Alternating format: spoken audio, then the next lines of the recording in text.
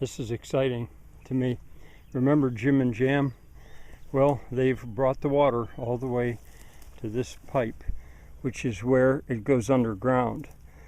If it will still go there, and it maybe should. They've done their job.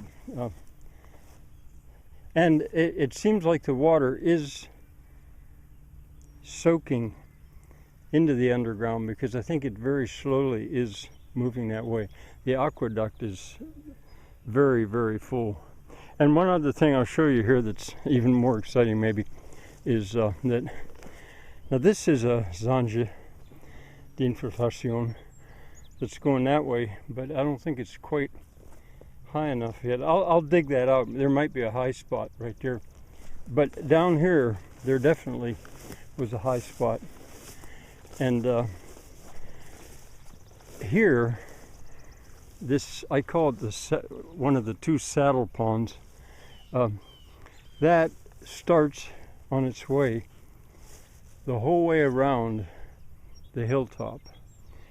And there was definitely a high spot here. Now I lowered it some, but I'll keep working on that. But you can see now the water is beginning to fill that again. Yeah, that water, well, no, that's a bug. But anyway, that water, yes, it's moving slightly to the right. So that high spot was stopping it. And it's one of the reasons why I've had this wet spot right there. I hadn't really intended to have this wet spot, but I didn't mind it. It's where I drove the truck through and started Zanjes with the ruts.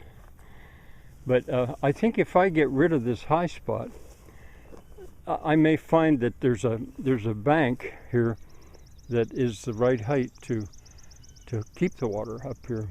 That's probably a little hard to explain. Oh, there's going to be much more that I can do here now, but I'll explain that later.